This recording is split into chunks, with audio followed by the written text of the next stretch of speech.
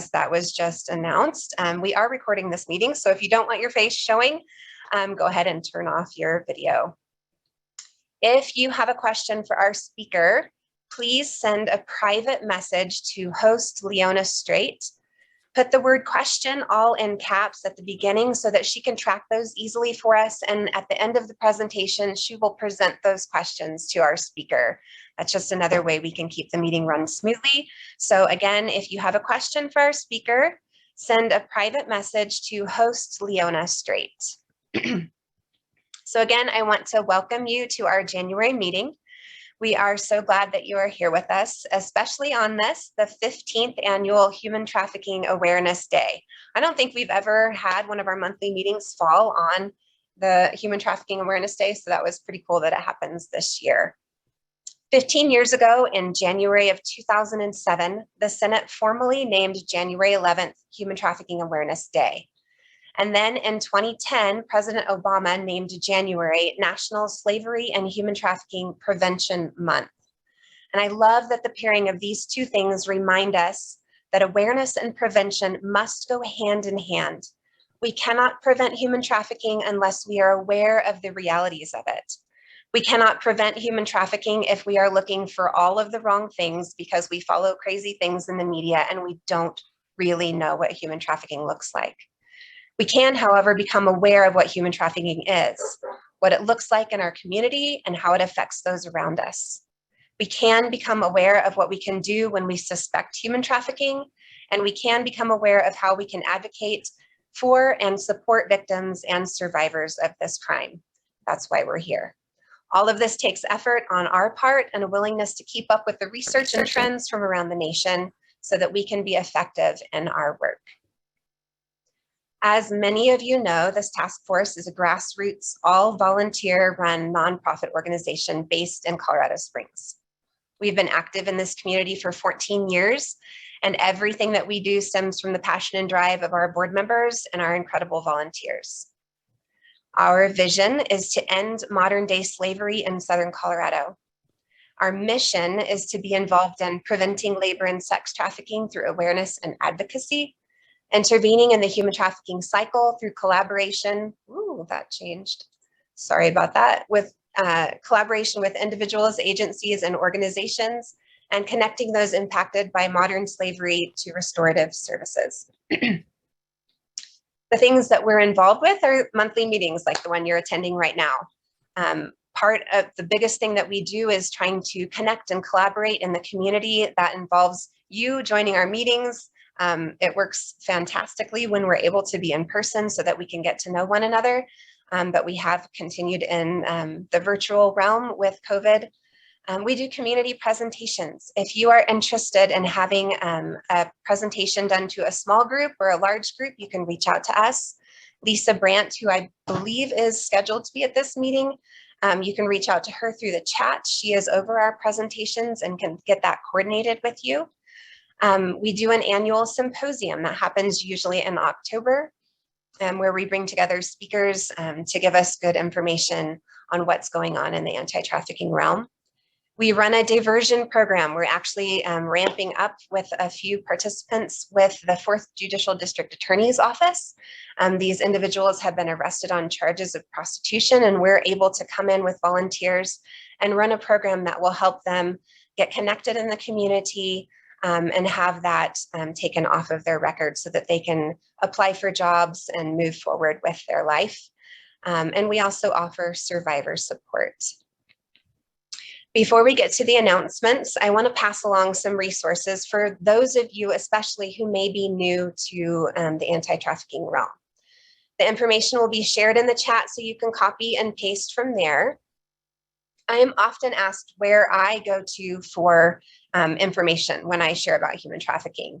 You may already know of these resources, but in case you don't, these are the places that I most frequently send people to. For Colorado specific information, there are 3 organizations I direct people to. First is the Laboratory to Combat Human Trafficking, or LCHT. LCHT runs the Colorado State Hotline. They conduct research and provide training. Their website's listed on the slide that I think Joey can get to you next, and we'll put that in the chat. It's combathumantrafficking.org. Another resource is the Colorado Human Trafficking Council. Our speaker this evening will give all of that information in just a moment, and you can find their awareness campaign materials at thisishumantrafficking.com. And I do often suggest that people connect with the Avery Center for Research, which is co-led by Megan Lundstrom. The Avery Center is passionate about their research and focused on specifically commercial sexual exploitation. You can find them at theaverycenter.org. For national groups, I always point people to Polaris. Polarisproject.org is where you can find some fantastic reports and great information. They've been around for quite some time. You will find a number of helpful resources, and one that I often tell people to read is their Typology of Modern Slavery, which I believe was put out in 2017. It just gives a breakdown of different types of trafficking. It's easy to understand and just a great resource. The next is the Blue Campaign. If you have been listening to the news or on social media at all today, a lot of people will say today is the day that we wear blue. To support the Blue Campaign, a national campaign for awareness that's put out by the State Department, and you'll find some great things on their website as well. And finally, a report that you may be interested in looking at that was put out, I believe, at the beginning of December by the United States Advisory Council on Human Trafficking. This is a council that lived experience expert Jenny Sue Jessen, many of you know her, of Compass 31, currently sits on. They put that out. The link should be in the chat by now. And it's a great thing to look at what survivors are telling the state agencies and all the government agencies, what they're seeing, and how we can focus better on working in the anti-trafficking realm. So those are just some resources I wanted to share. In case you are new, you can find all kinds of information on the web. These resources are solid. You can find some crazy things out there. So these are the places that I suggest that people go to find out good information. And we do have just a couple of quick announcements. Mandy, I believe I saw her earlier with Restoring Hope, has an announcement for us. Mandy? I think she was out there. Mandy, are you out there?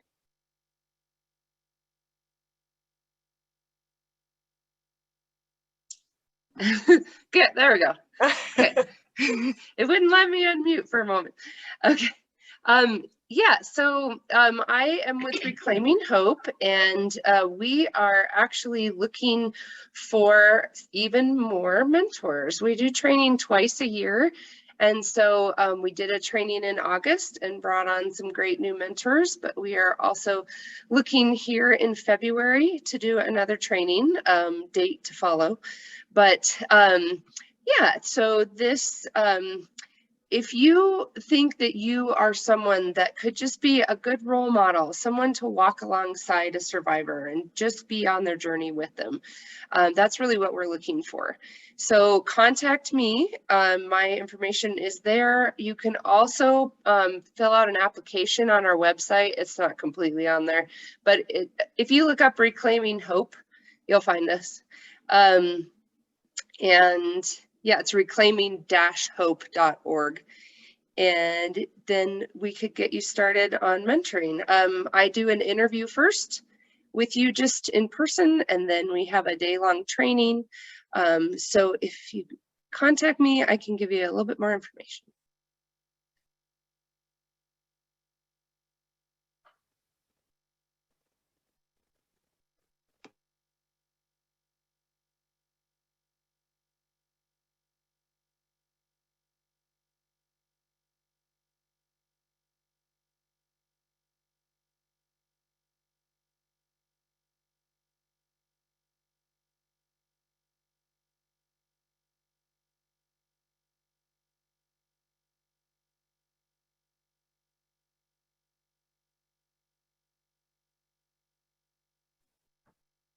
Sorry, folks, it looks like we may have lost Julie.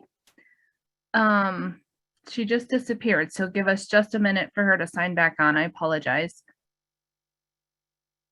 We're all a little bit rusty at this, so Am I please back? have patience. Yes, there you are. Perfect. I Sorry. don't know what happened, you guys. I'm sorry. Okay,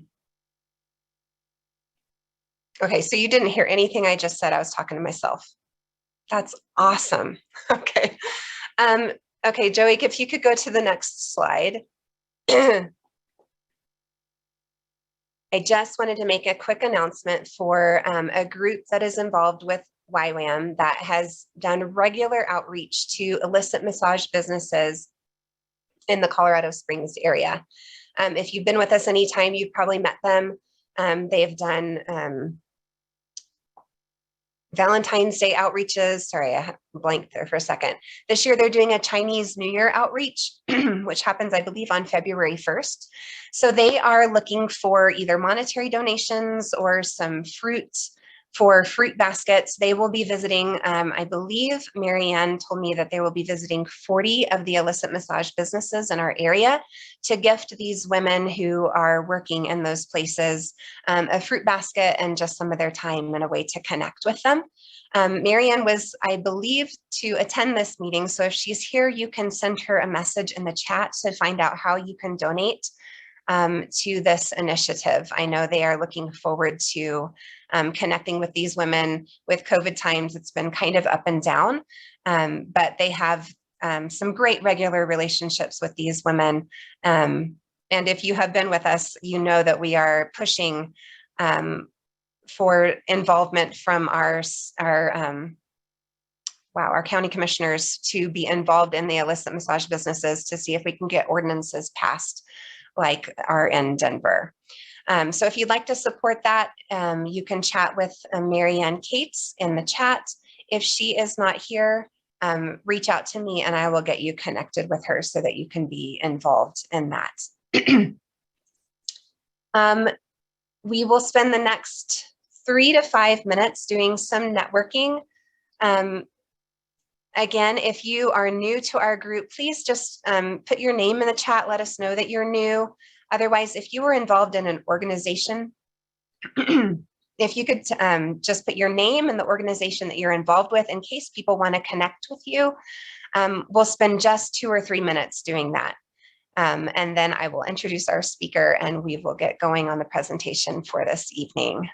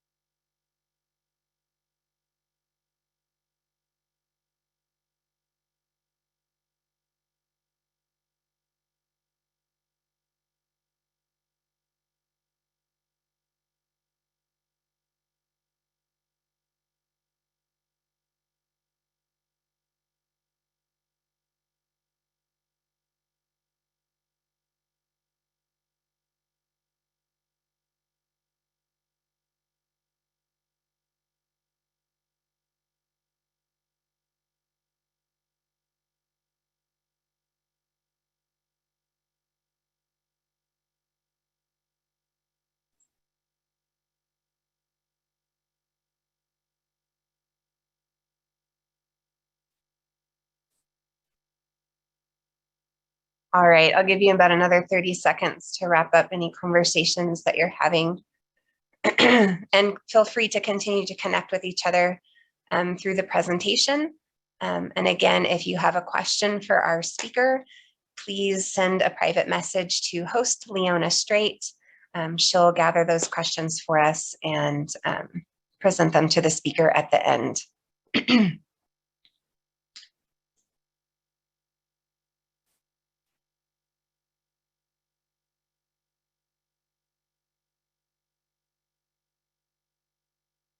All right. Joey is having a little bit of struggles with the tech this evening. For some reason, it's running a little slow, so just be patient with us if the slides keep showing up slow. You wouldn't think that 2 or 3 months out of the virtual realm and back in person would cause us to have so many problems, but we are struggling this evening. All right, our speaker this evening is Alex Woods with the Colorado Human Trafficking Council. Alex Woods is the Human Trafficking Program Coordinator at the Colorado Department of Public Safety, Division of Criminal Justice, Office for Victims Programs. In this role, Ms. Woods coordinates various aspects of the Colorado Human Trafficking Council, including her facilitation of the Council's Criminal Justice Task Force. The Colorado Human Trafficking Council is a legislatively mandated council made up to 35 individuals from around Colorado who represent a wide range of agencies, including state agencies, law enforcement, prosecutors, NGOs, regional coalitions, and task forces like our own. We do have a representative on the council, legal services, victim service providers, academia, and faith-based organizations. Alex will be sharing a brief overview of the council's 2021 annual report, which was just released, I think like a week or so ago. And she'll also share with us some of the new materials in the council's awareness campaign. Alex, thanks for joining us at the beginning of this new year. And we look forward to hearing all that you have to share with us.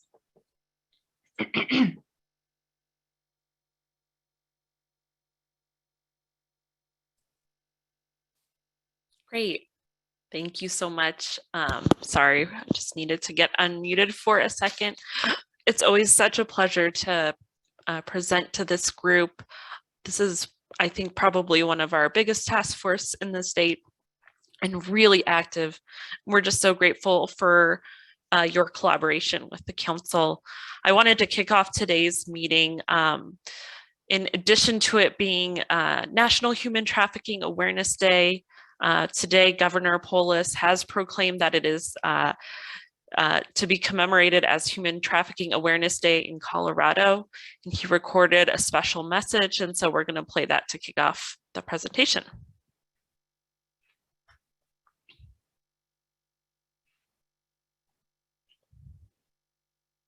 Human trafficking is a very serious crime that can and does occur in any community, including, sadly, communities right here in Colorado. Human trafficking is when someone exploits another human being for labor, for sex, using force, fraud, or coercion to deny that person the freedom and basic dignity. These abuses are an affront to our values as human beings. The state of Colorado is committed to building a statewide culture that does not tolerate and roots out human trafficking. But human trafficking is a hidden crime. It's often misunderstood. Understanding the complexities of human exploitation isn't easy. Coloradans can play a real important role in combating human trafficking by learning the different types of trafficking and how you can take action. The state of Colorado is in the midst of a multi-year awareness campaign. In January, we commemorate Human Trafficking Awareness Day, and we encourage you to learn more at thisishumantrafficking.com. You can also leave a tip if you see something at our hotline, 866-455-5075. We hope you'll join us this month and beyond as we work to protect the rights and dignity of every human being. Thanks so much. So I just thought that would be a nice way to kick things off, and I am going to try and take over sharing the screen so I can share my presentation. So as Julie mentioned, I am the Human Trafficking Program Coordinator at the Division of Criminal Justice, which is part of the Colorado Department of Public Safety. And what I really do is support the work of the Colorado Human Trafficking Council, which is a council that was enacted by state legislation in 2014. So I'm going to share my presentation and hopefully you'll be able to see it.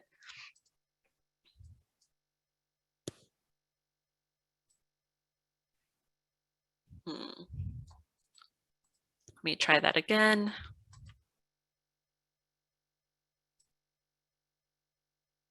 Of course, it doesn't ever work the way you practice.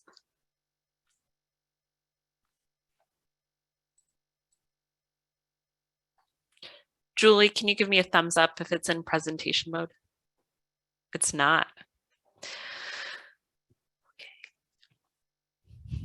Let me try again.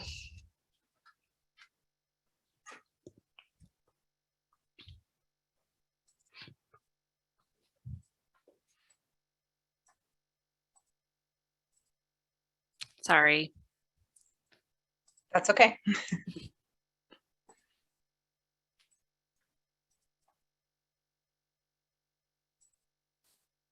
What about now? Yeah. Great. Thank you so much. So as Julie mentioned, we actually released this annual report last Friday. So this is our first time presenting this information to the state. And here's just the cover of our annual report. We have a fabulous photographer who's a member of the council, Caleb Stewart from Rocky Mountain Immigrant Advocacy Network took this photo and it's featured on our report this year. So I'm going to give a quick overview of the sections of the report, but they correspond to the council's work for the year. And so I'll go through this kind of quickly and try to highlight some of the updates related to our human trafficking awareness campaign. So every year in January, the council's has an annual retreat where it identifies its priorities for the year. As always, the council continued to collect data and analyze that data in 2021. The council continues its training programs. And of course, we continue to have our public awareness working group active in 2021 to sort of guide our creative team from Orange Circle Consulting on our human trafficking public awareness campaign. The council also opted this year to form 3 task forces, one focused on survivor engagement, one focused on increasing access to services for all human trafficking survivors, and one focused on criminal record relief. So I'll try to go quickly through this data collection section. As always, it does have a lot of really interesting information. So I'd encourage you to read it just to learn about different trends that are happening in Colorado. So while we're currently in 2022 and this is the 2021 report, we do wait to have a full year's worth of data to report. So this is actually data from 2020 that I'm presenting. So in 2020, the FBI's Child Exploitation and Human Trafficking Task Force opened 32 human trafficking investigations here in Colorado. So for those of you who might not be familiar with that group or that acronym, that's formerly what was the Innocence Lost Task Force. So they opened 32 investigations, 31 were sex trafficking investigations, and 1 was a labor trafficking investigation. And of those sex trafficking investigations, 23 involved minors, 5 involved adults, and then 3 cases had both minors and adults. We collect data from local law enforcement, and what we saw there for 2020 was a decrease in incidents of sex and labor trafficking reported by local law enforcement. And then we also collect data from Homeland Security investigations, and that number of investigations stayed the same from 2019. Looking at trends in data, we do collect data from service providers. We only collect data from federally funded service providers from the Department of Justice. But what we've seen with that data is that law enforcement while law enforcement has focused on sex trafficking cases, 2 of those service providers also serve slightly more sex trafficking survivors than labor trafficking, and 1 organization serves significantly more clients that experience labor trafficking. This slide shows a little bit about the filings, the judicial filings of our 3 criminal statutes on human trafficking in the state. So you can see here, this is data from 2018 to 2020. And from 2018 to 2020, we have seen a decrease in the number of filings. And then if you look at just the number of filings in 2020, you can see that only 3 of those 34 filings were for labor trafficking. And then one other really critical piece to note is that of the cases that were filed during this time period, 69% were actually filed in the Denver metro area, 20% were filed in the 4th Judicial District, and then 11% were filed elsewhere in the state. So you can see that the concentration of these filings are, in the urban areas of, Colorado Springs and Denver. So from those cases, this is how those cases ended up having outcomes. So 42 cases resulted in the defendant's conviction on other sex-related charges. So you can see the majority of those cases didn't result in a human trafficking conviction. 11 cases actually resulted in a human trafficking conviction during that time period. And then this pie chart is just really illustrative. So the criminal statutes in the state were enacted in 2014. So for that time period from 2014 to 2020, there were 46 cases that had a conviction for human trafficking. And you can see here that only 4 of those had a conviction for involuntary servitude, which is our labor trafficking statute. We did highlight in this year's report that the Denver's DA's office did have their first conviction for involuntary servitude. I would encourage you to read about this in our annual report. It is a really complex case that was prosecuted by the Denver Deputy DA, Laura Mullen, who's really active in this field. The defendant did receive a sentence of 14 years in prison for the conviction. So I would encourage everyone to look at that case.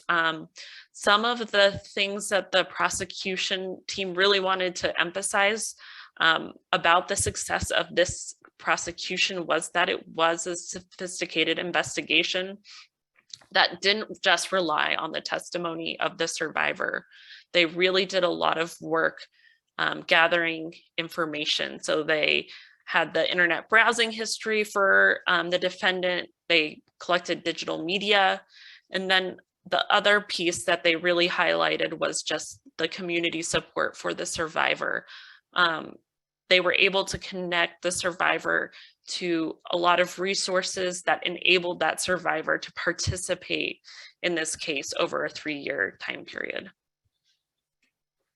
As I mentioned, we do collect data from federally funded service providers, and this just gives a little bit of a picture, as I mentioned, about what type of clients those service providers are seeing. So one of those organizations did report serving significantly more clients that experienced labor trafficking, while 2 others did report serving slightly more clients that had experienced sex trafficking. Similarly, one organization did report serving mostly foreign nationals, while the other 2 organizations reported serving slightly more US citizens and legal permanent residents. We also collect data from CDHS. So the Division of Child Welfare had 89 assessments with at least 1 allegation of sex or labor trafficking, 9 of which were founded, and that was in 2020.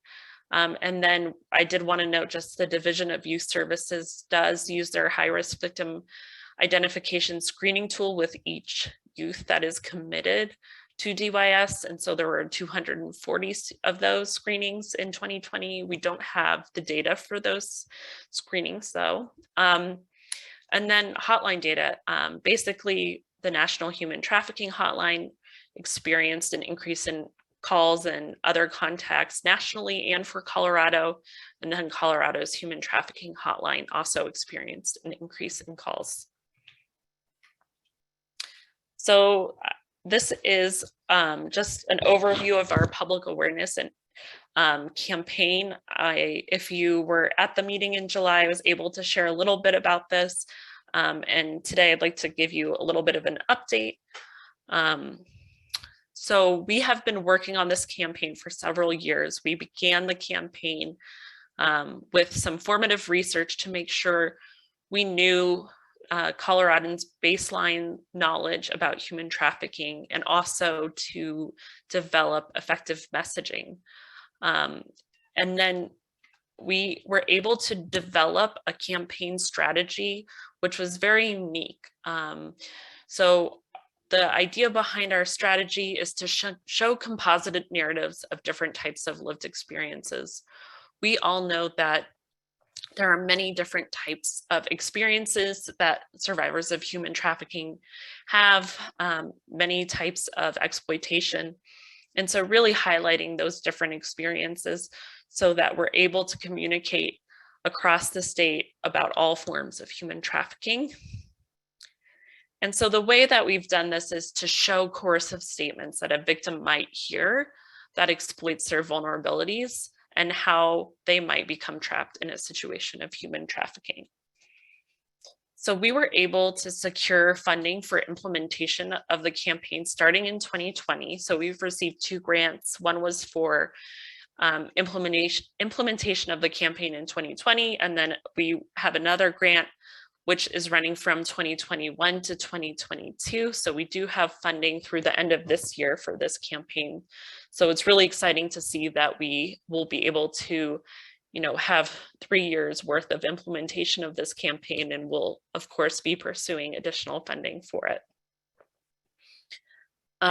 So one of the things we were able to do this year, which is also very exciting, is that on top of those grants, we were able to obtain additional funding to translate all of our materials into Spanish.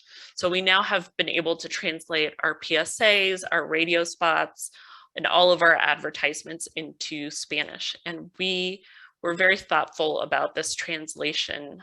We didn't just want to do a literal translation, so we hired a team of native speakers that are experts, and they did a cultural translation of our materials into Spanish. We also worked with a service provider that does provide services to survivors in Spanish.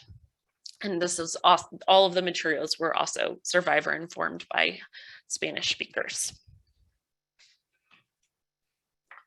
Also, with the additional funding we're able to get for this year, we were able to hire social media strategists.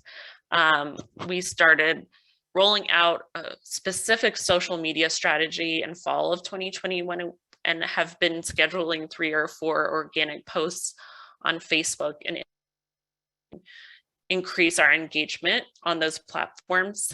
And one of the things we're doing this month for Human Trafficking Awareness Month is we're having Takeover Tuesday, which is what we've asked many of our partners to post our materials on Instagram and Facebook on Tuesdays in January for Human Trafficking Awareness Month to amplify our message. So I will put my email in the chat if you are interested in participating in that initiative. We'd be happy to partner with you. And then I just wanted to show what our materials look like in the wild. So you can see here in this first row, we have convenience store signage, so bathroom posters and window clings.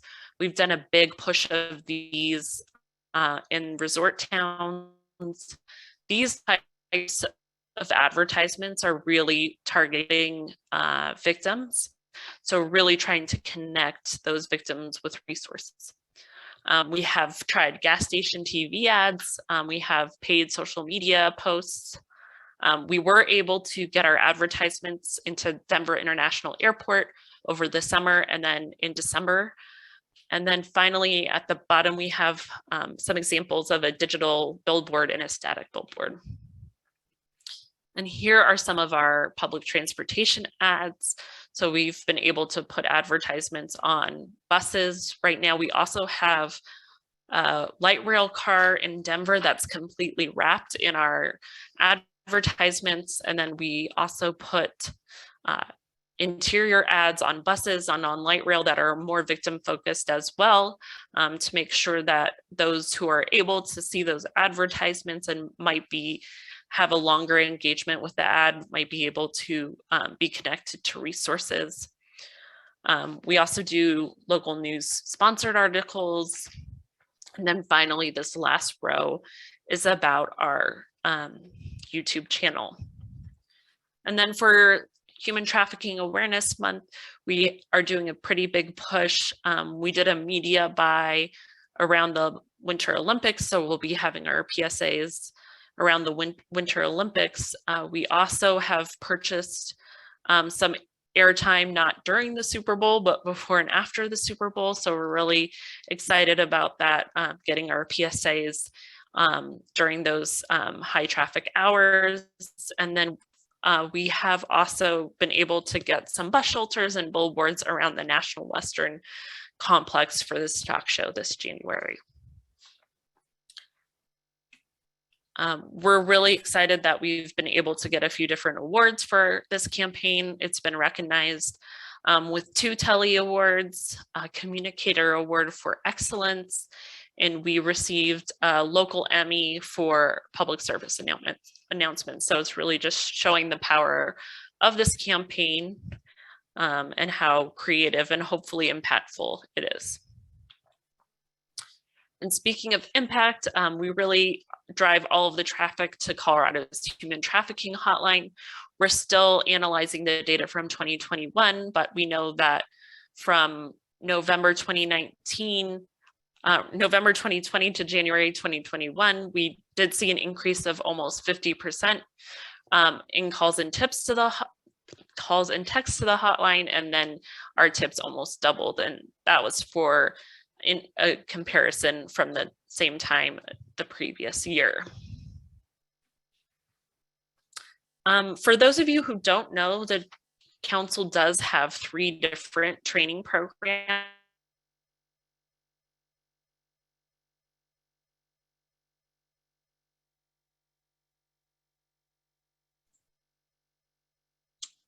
I don't know about everybody else, but Alex, you're frozen.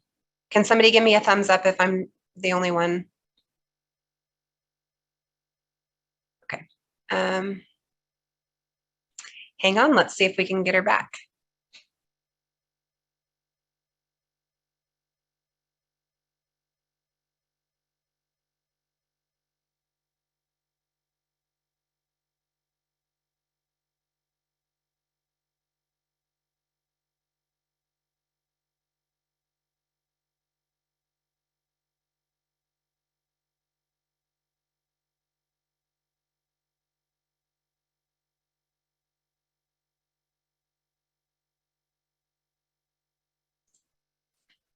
All right, I think she has logged out. We'll see if she comes back.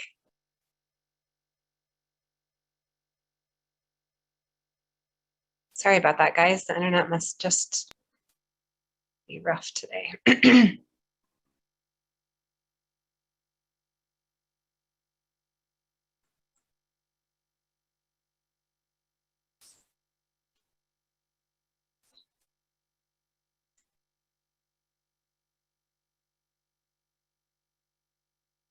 Give me just a few minutes. I'm going to reach out to her on my phone.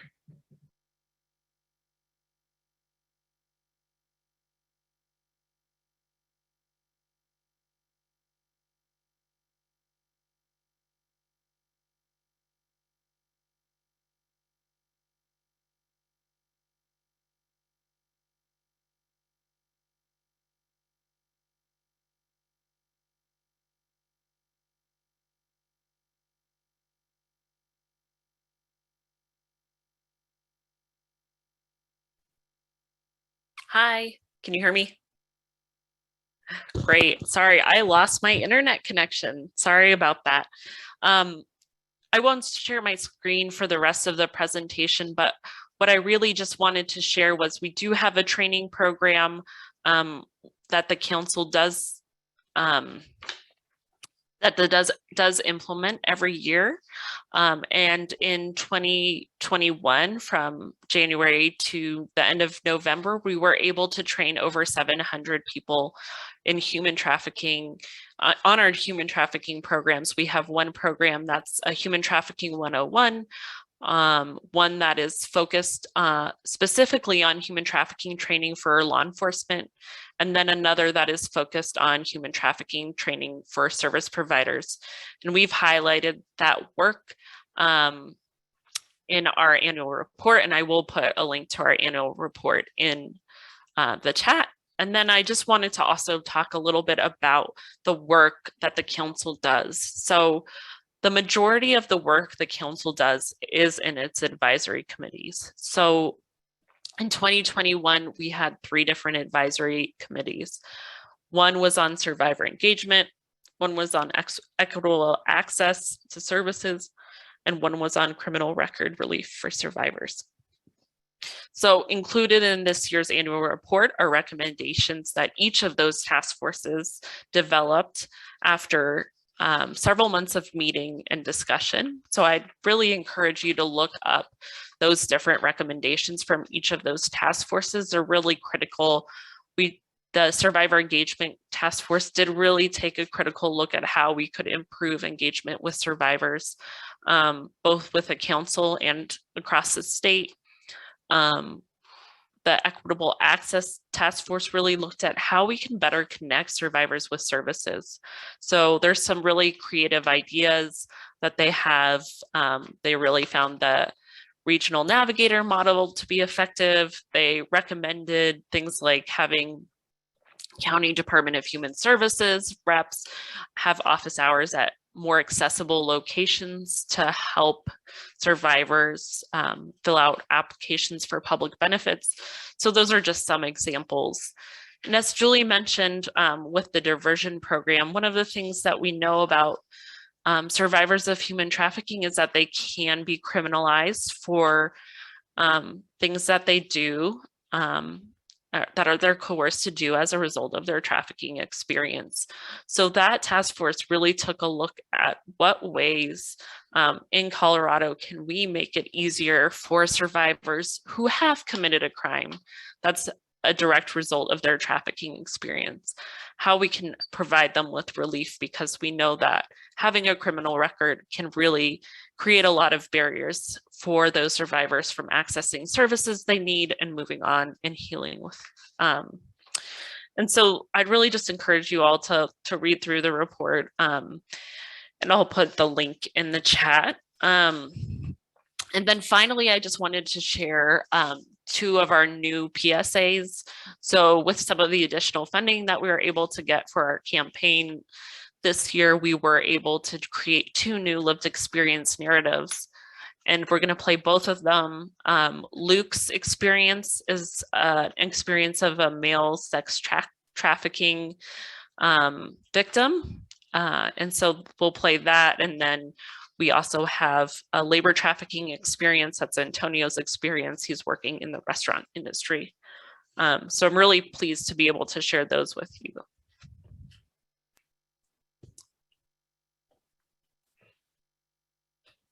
That's my friend, Peter. We live in a group house with this guy, SK. He takes care of us, pays for everything. He sends us on dates, and we bring him other boys too. Sometimes it's like a party.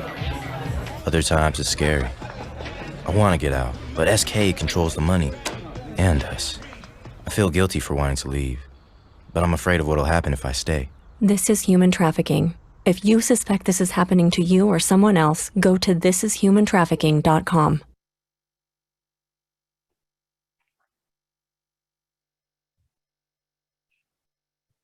So you can see with that one, it's not a typical portrayal of sex trafficking, and really hoping that that will help Coloradans better understand that sex trafficking does affect men as well.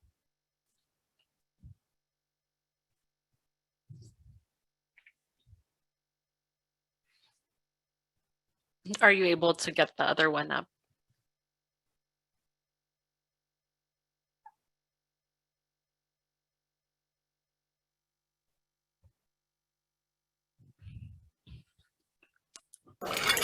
I miss having dinner with my family. I found this job in Colorado through a recruiter so I could make money to send back to them. But none of us have been paid. We're forced to work in different places, and we're always being watched. I wish I could tell someone. I wish I could tell you. But you're having dinner with your family. This is human trafficking. If you suspect this is happening to you or someone else, go to thisishumantrafficking.com.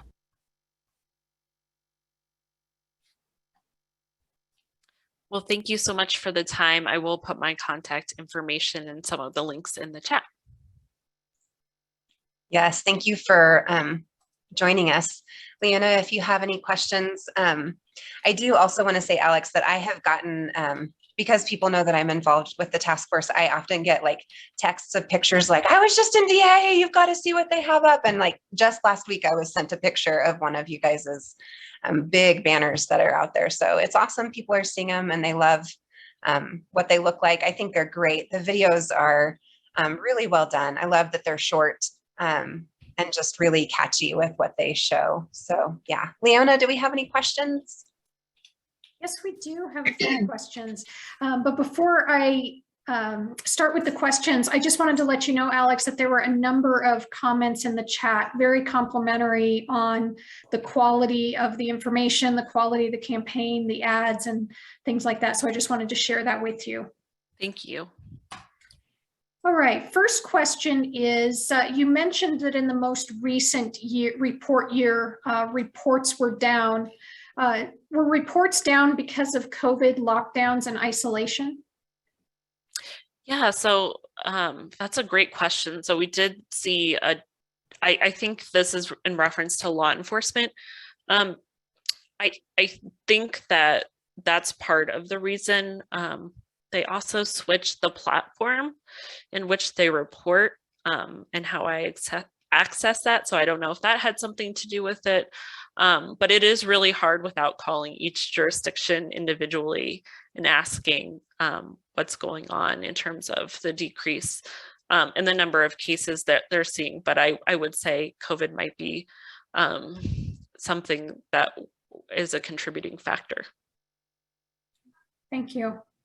Next question. Does this information include information from Native American land and communities? No, we have not been able to collect data from the tribal communities here in Colorado.